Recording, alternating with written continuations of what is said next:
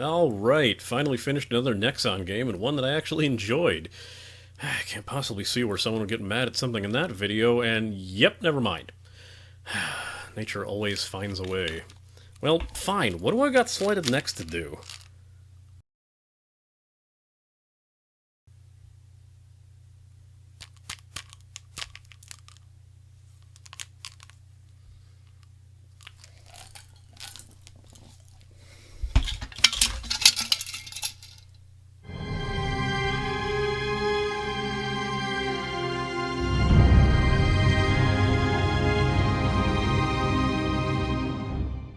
Ah, yes, haven't you heard? The highly anticipated game created by a team spawned from a law firm that owns Bethesda dropped its subscription cost, taking another notch out of the belt of that overly defended and rather outdated market model.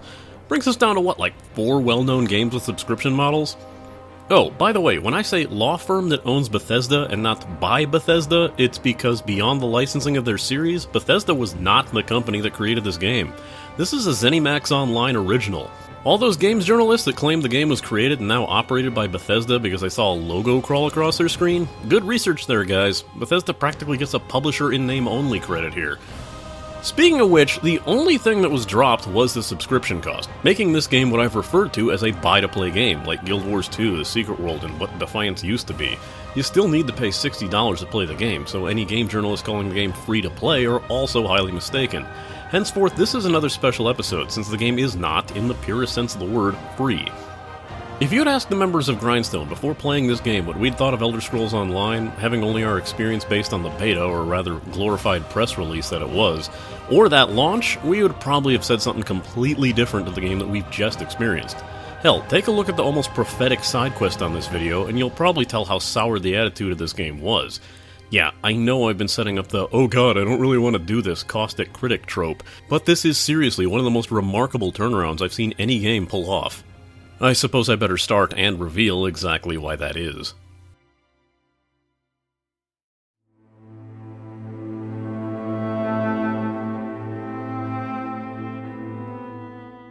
The game suffers from some occasional design schizophrenia. This might seem like a running theme in the review, where the game will display great amounts of detail and effort, right beside signs of lazy, rushed work. For example, a lot of building architecture has fantastic amounts of detail, but will be copy-pasted ad nauseum, removing the effectiveness of that initial detail. All inns of the same faction look exactly the same, and have the same layout. All houses will follow this mold as well, as do all manors. It's a real shame, as it undermines some amazing level of detail that was put into each building, and in almost a reversal of other games, all the caves are completely unique. It's a real shame that they felt the need to copy so much of their own work, smashing things into place so that they look terrible, or have parts sticking through other buildings and assets hastily pasted in. The lighting the game uses is a whole other story, and it's absolutely gorgeous in every sense of the word. Rays of sunlight will push through tears in the sails of a spinning windmill, mage lights will give off an eerie glow that changes as it spins around the caster, and fire effects will illuminate dark caves while you fight.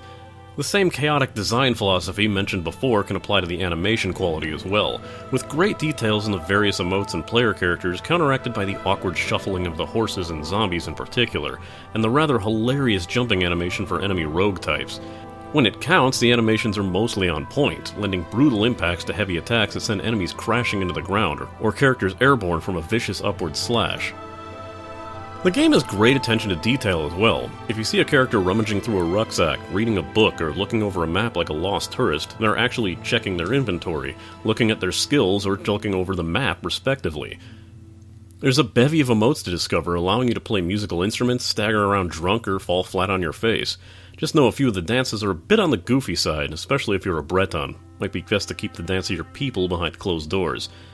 The user interface goes for a minimalist design, choosing to hide away unnecessary information when it's not needed, and only displaying stamina, magicka, and health when those bars are being depleted. This makes the game screen feel very open and allows your focus to stay on the combat, which we'll get to soon enough, though some information is oddly placed in the various corners and can be easily missed. There's also a negative to this mostly hidden UI, as you can easily forget to monitor your own health as you focus on the nuances of the combat and trying to take advantage of an enemy's opening when your health just can't take the hit.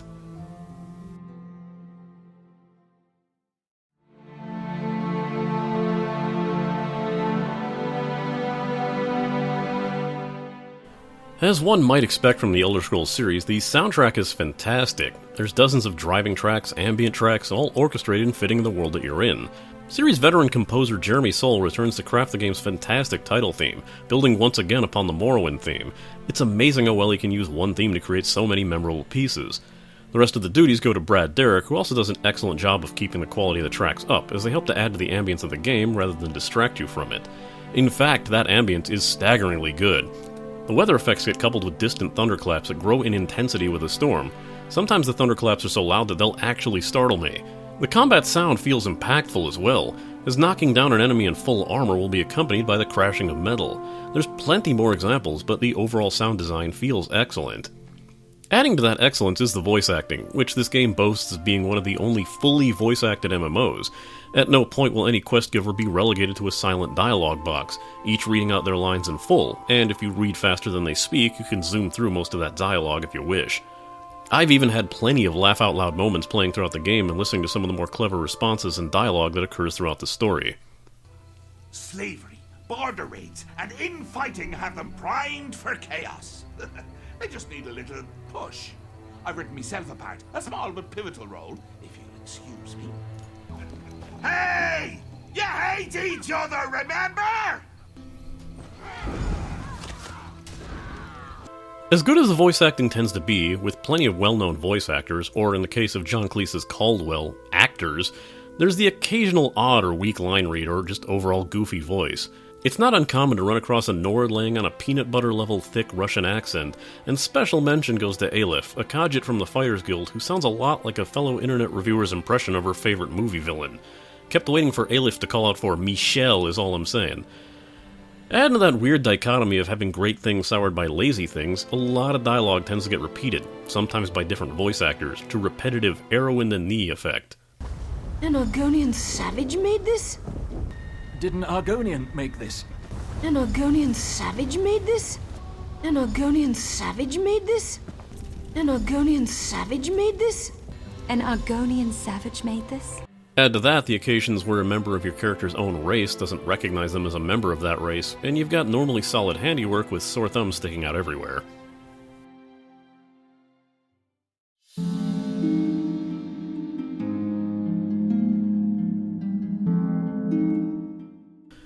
This is a really big game. I'm not necessarily talking about the virtual scope of the world, but the download is hefty and the hard drive space is quite massive, totaling nearly 50 gigs of space, so if you have a slower connection, you're gonna be waiting for a while.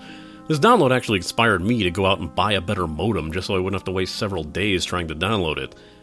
To start with, you're given a choice of race and faction, and note that if you don't have a pack that lets you play any race on any faction, or the Imperial Edition, which gives you the Imperial race that can choose any faction, then your racial choice will be limited by faction. The three factions and their racial choices are as follows: the Aldmeri Dominion, consisting of the Altmer, Bosmer, and Khajiit, the Daggerfall Covenant, who consist of the Breton, the Redguard, and the Orcs, and the Ebonheart Pact, who was made up of Nords, Dunmer, and Argonians. If you want to play in the same faction as Grindstone, then pick the Ebonheart Pact, though you can still join Grindstone as a guild, but more on the guild system and community. Races also directly affect your character creator, which might be echoed with a resounding duh, but know that some races, even human races like the Redguard and Imperials, are locked out of certain skin and hair color choices, and choosing angular faces on some of the beast races can provide some terrifying results. Once you've selected your race and alliance, you'll have a choice of 4 classes, though you really shouldn't feel too holden to those classes, as the game is very free-form.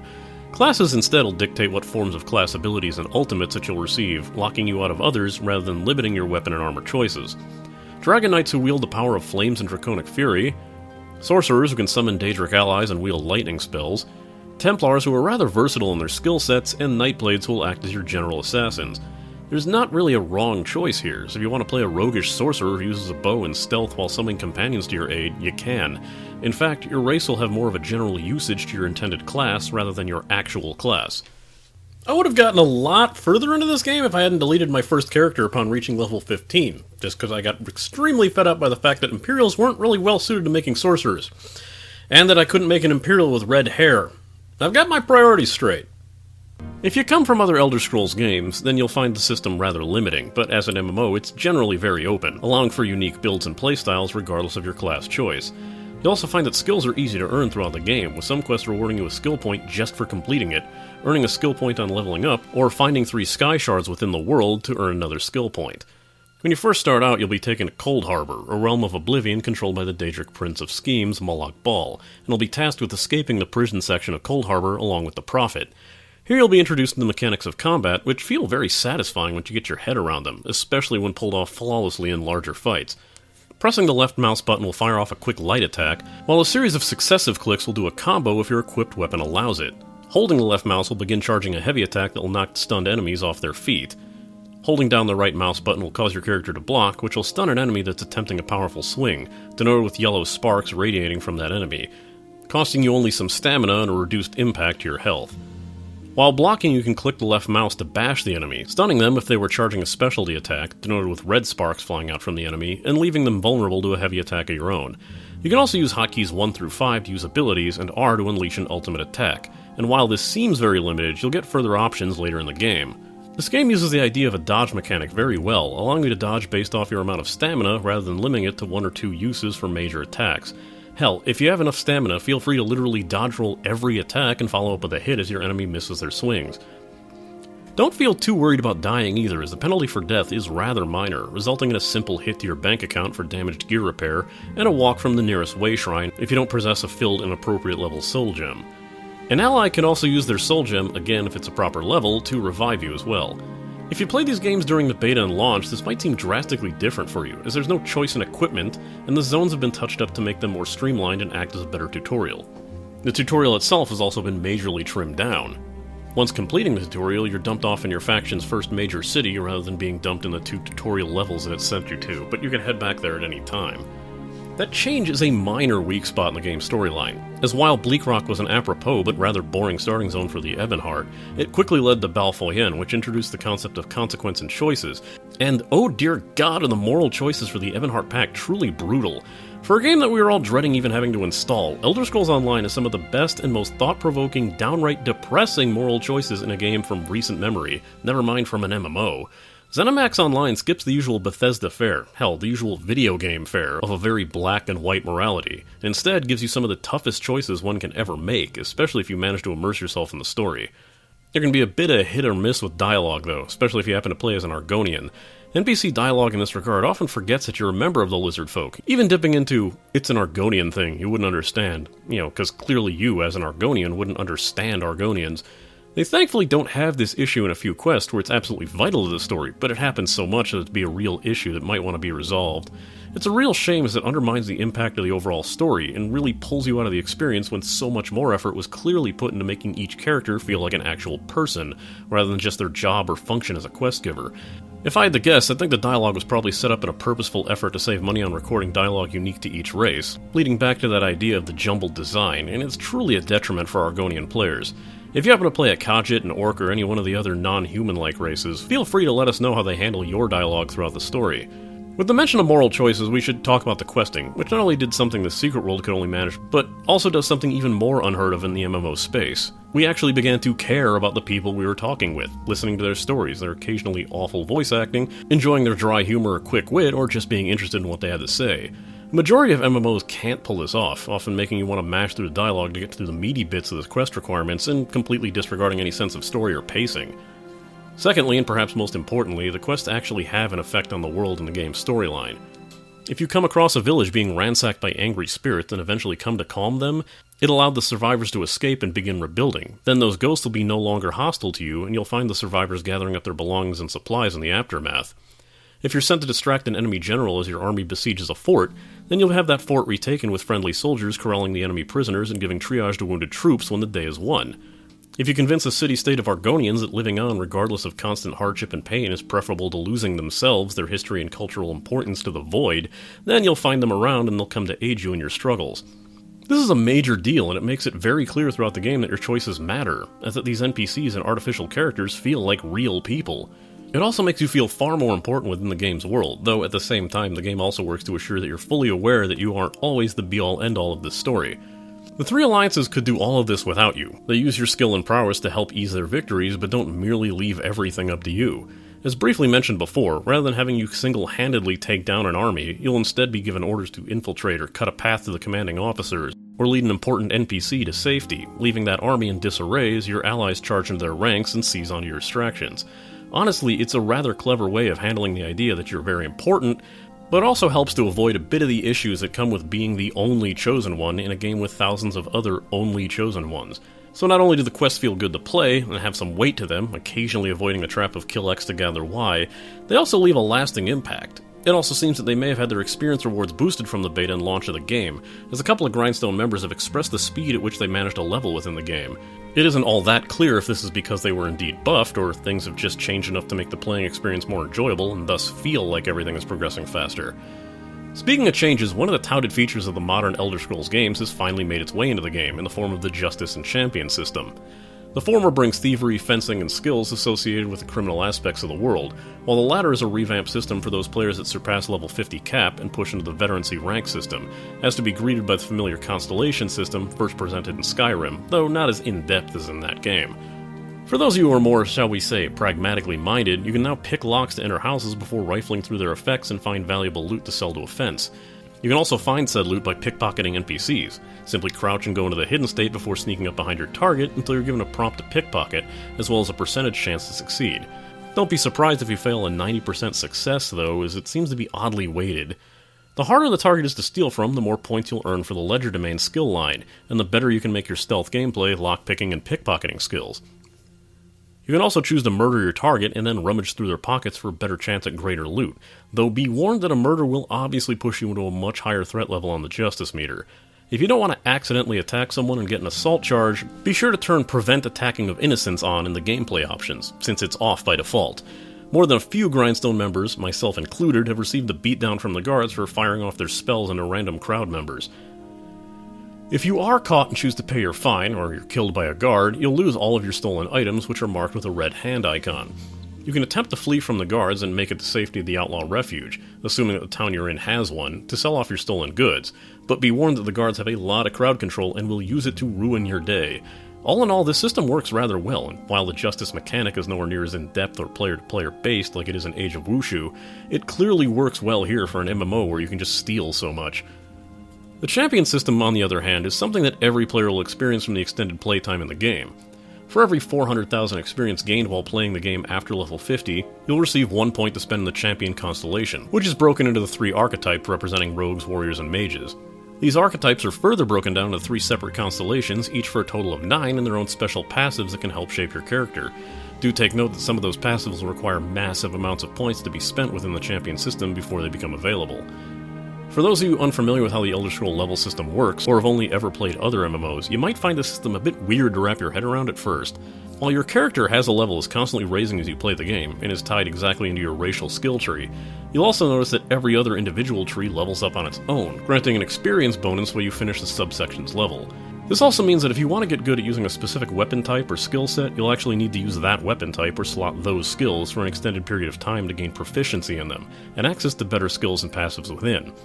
You can also get lucky finding randomly placed skill books that will give you a free level of proficiency in that book's skill tree.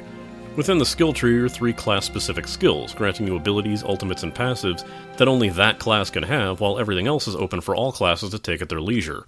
Ah yes, this is another game where you can play as an assassin that's known for healing people. Except unlike Arcage, it's your choice, and not something that you have to do in order to become an assassin. There's a huge difference between the two. Once your proficiency is high enough to unlock usable skills, simply drag and drop them into the hotbar provided. While you only have 5 skills and a single ultimate at the start of the game, once you hit level 15 you'll be given a second weapon slot and the ability to hot swap in battle, which also brings up its own hotbar with 5 skills and an ultimate. Note that you can use the same weapon type for both hotbars, changing up your playstyle to fit the situation, but you cannot use the physically same weapon for both, and will need to craft or acquire a second weapon of the same type to do this. Speaking of crafting, it's actually really useful in ESO. We were just as shocked as you, since so many MMOs have crafted items becoming instantly useless, as drops and quest rewards will clearly blow them out of the water. Here it's the exact opposite, as crafted items will always be better than their earned or found counterparts. Exception goes to some late-game set-piece items, but you can also craft your own custom set-piece items, so it's a bit of a wash. For example, a level 10 crafted potion will not only blow the level 10 bought or looted potions out of the water, but even be better than the level 12 and 14 potions as well.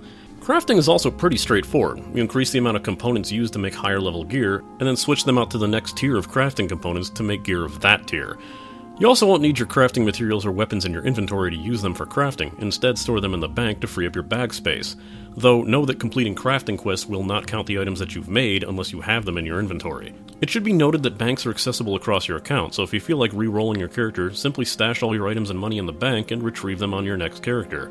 Feel free to pick up a crafting profession or 4 as soon as possible. Though, don't be surprised if you're left hunting down the woodworkers station in most towns, as they're often segregated from the rest. Makes me wonder if they smell bad or something. Another bit of advice, pick up the 3 NPC guilds, Fighters, Mages, and Undaunted, as soon as possible.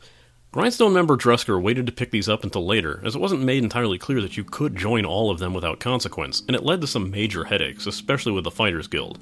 There are plans to bring in the Thieves Guild and Dark Brotherhood as well once the justice system has all its kinks worked out, so look forward to that.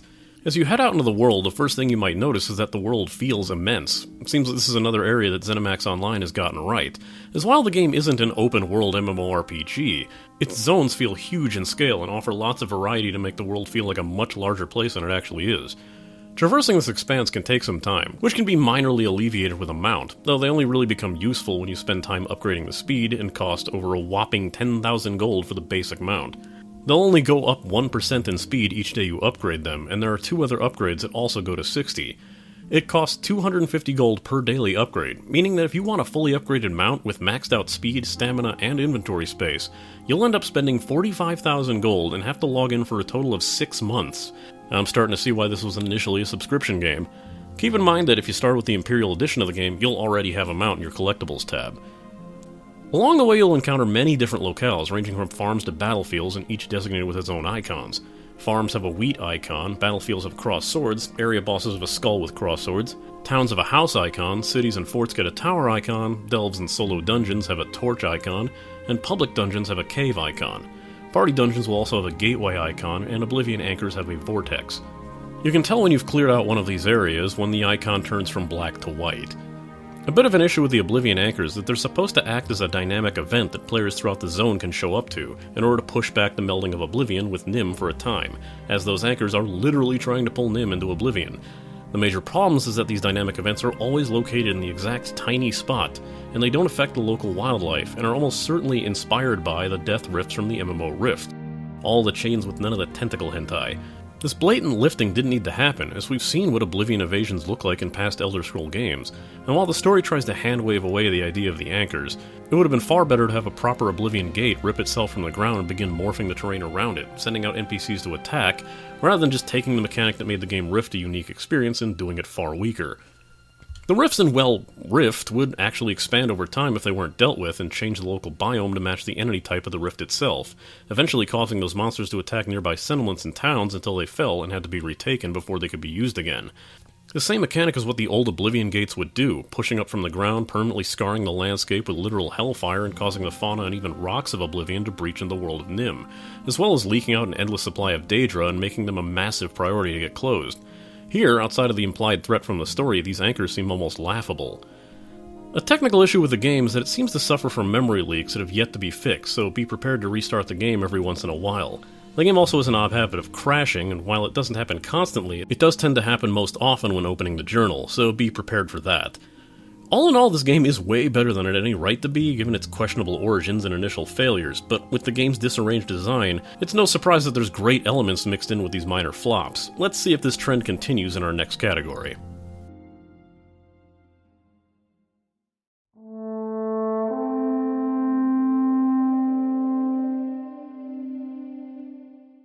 If there is one thing I should get out of the way immediately, it's that this game is an occasionally awful community. I mean, seriously, for your sanity, avoid the zone chat, or even local chats in heavily populated areas.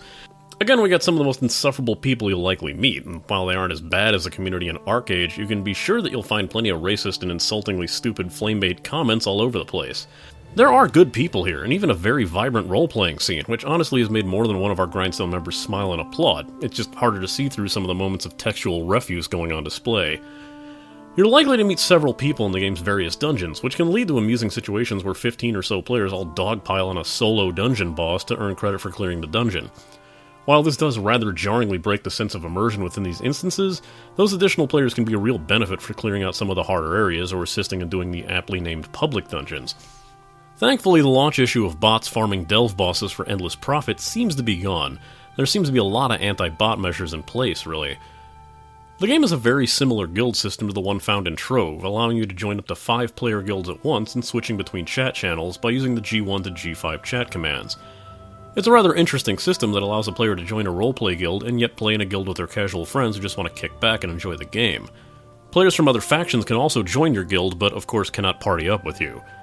To make your own guild, simply reach level 10, press G, and choose to make your own guild. It's very simple and straightforward.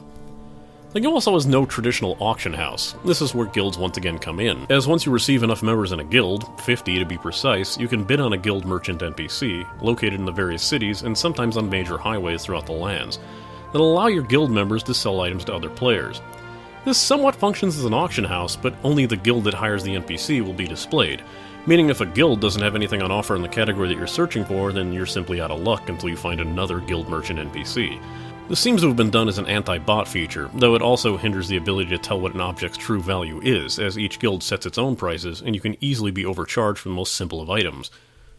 The game's PvP system actually feels tense and interesting, with a ton of mechanical depth to help balance out the flaws of the usual large-scale PvP system. Rather than simply focusing on capturing the keeps and objectives, like Warhammer Online or Dark Age of Camelot did long ago, there's several quests inside the war zones that have you looking for supplies to help keep innocent bystanders caught in the conflict safe, or helping to set up barricades and assisting in their escape from the conflict zone. There's plenty of sky shards to locate and caves to explore. There's also quests offered by the generals of each faction that send you deep behind enemy lines, subverting the idea that the only way to play is simply Zerg rushing the resources of a keep and smashing face first into a door by tasking you with reconning the area, gathering intel for your faction, or hunting down particularly troublesome players. This has an effect of causing areas far from the front lines to see an enemy presence, making each journey throughout the PvP zone feel tense, as if at any moment an enemy assassin could leap from the shadows and cut you down, even in your own friendly territory. Note that while you could normally revive yourself with the soul gem in the PvE section of the game, that ability is lost in PvP, and you'll need either an ally to revive you or respawn at the nearest allied outpost. All in all, ignore the chat channels and realize that it doesn't necessarily reflect the gameplay experience, and you should be alright here.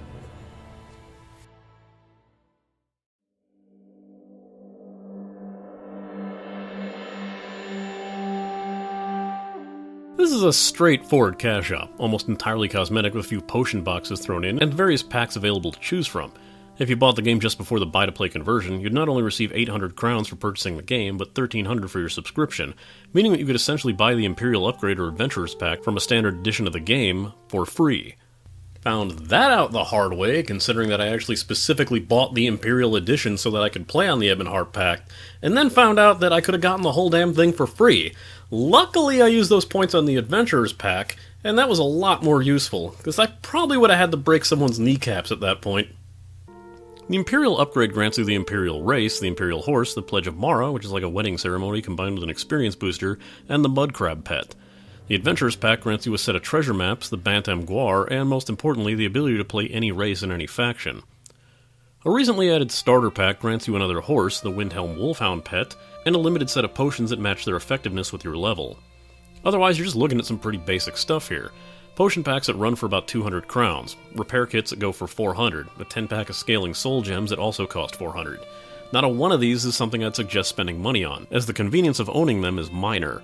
There's things like costumes. They're purely cosmetic, and I don't find the current selection all that interesting. Perhaps we'll see a better variety later. Costumes will range from 400 crowns to 1,000.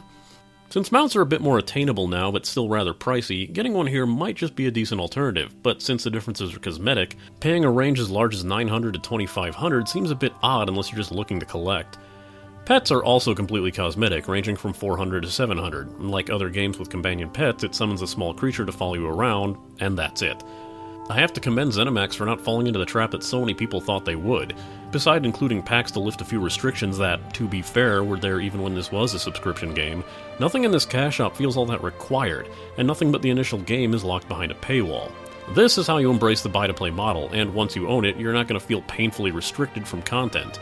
Even the subscription option only gives a small boost to gained experience to skills and levels, as well as a bonus of crowns each month. Think of it as a way to support the game further if you're into that. Hell, I'm actually thinking of keeping mine going. I'm liking it far more than the other game I'm subscribed to. Of course, if you watch my show and don't want to get the PC version, you Xbone and PS4 owners will get your chance to play this one on your respective consoles June 9th, amongst yourselves. The big two are still too busy being petulant children to allow fully cross-platform games to exist without an exclusivity deal.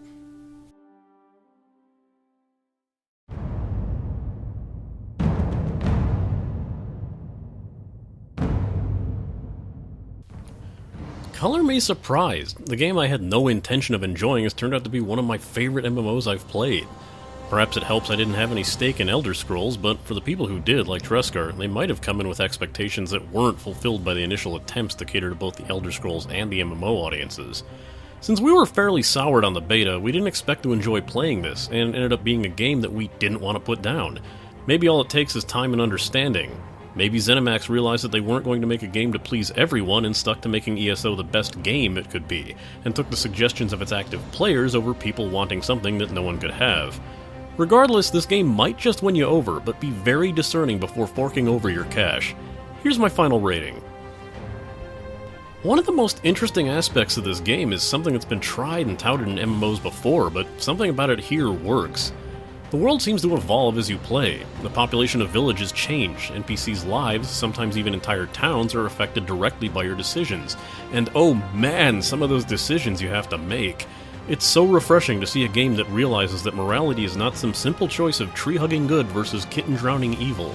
There were many times when I thought I'd be ready to end a quest in a few seconds, only to spend the next 5 minutes going over various pros and cons of the decision I was being asked to make, as well as reassuring myself that I had made the right decision hours after I'd already chosen. It's frankly amazing.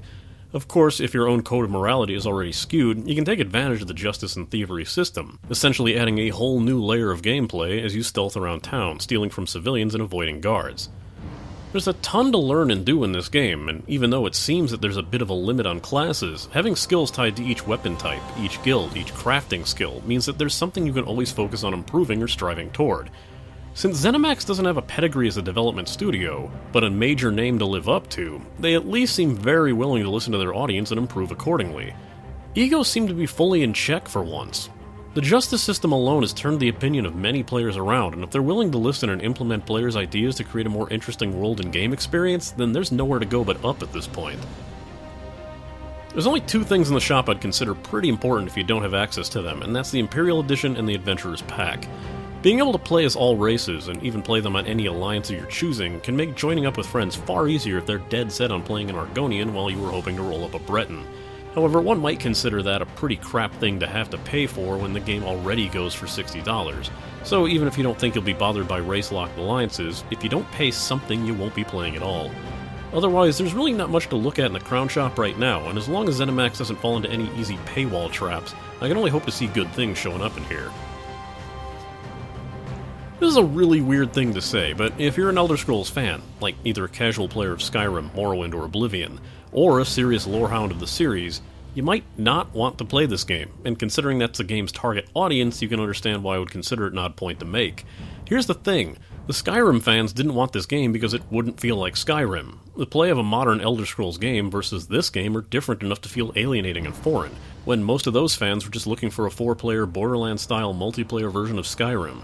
The MMO elements might feel cheap and restrictive to those fans. In turn, the lorehounds might end up getting driven nuts by a few of these series retcons, and elements that, in this game, won't make sense knowing what takes place later on in the timeline. If that's too distracting for you on either side of the scale, you might want to look further into this before deciding to play. For as much as this game gets right, it hurts all the more when it gets things wrong, and will it ever tear you right back out of the world when you see windows clipping into walls, or lamps being placed far off-center from their intended position? Or you get tripped up and frozen in place by 6-inch high concrete bumps. Maybe glitchy things are a staple of the Elder Scrolls series, but they don't really work in an MMO and should be ironed out rather than dismissed.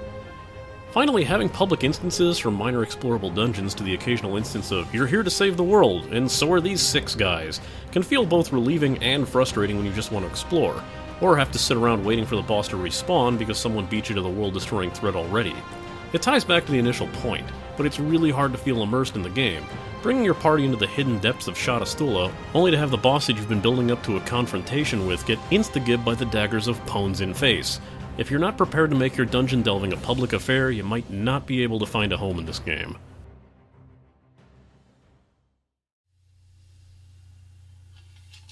Ah! What? Oh god, what time is it?